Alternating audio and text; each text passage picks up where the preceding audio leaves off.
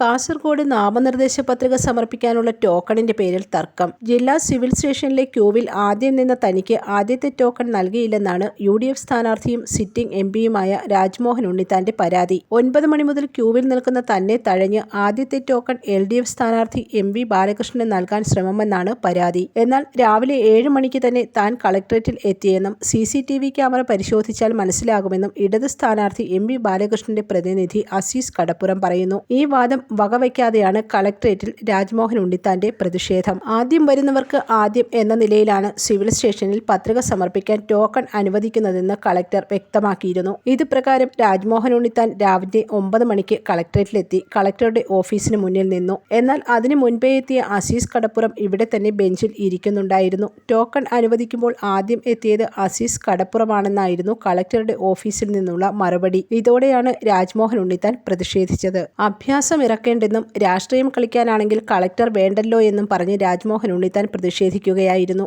സമീപത്തുണ്ടായിരുന്ന മുസ്ലിം league നേതാക്കളും പ്രതിഷേധത്തിന്റെ ഭാഗമായി. പോലീസ് ഇടപെട്ട് അനുനയത്തിന് ശ്രമിച്ചെങ്കിലും നടന്നില്ല. CPM ജില്ലാ സെക്രട്ടറിയുടെ ആക്ടിംഗ് ചുമതല വഹിക്കുന്ന CH കുഞ്ഞമ്പുവും രാജ്മോഹൻ ഉണ്ണിത്താനോട് സംസാരിച്ചു. എന്നാൽ ഇതോടെ AKM അഷ്റഫ് MLAയെ ഒപ്പം കൂട്ടി UDF സ്ഥാനാർത്ഥി കളക്ടറുടെ ഓഫീസിന് മുന്നിൽ കുത്തിയിരുന്നു. News desk press Malayalam.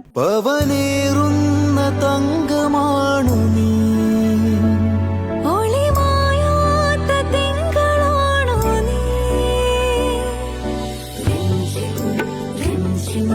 കൊഞ്ചം നിലാ എന്നും സ്വന്തം രാജകുമാരി. Be a Rajakumari. Rajakumari Gold and Diamonds. The trust of Travancore.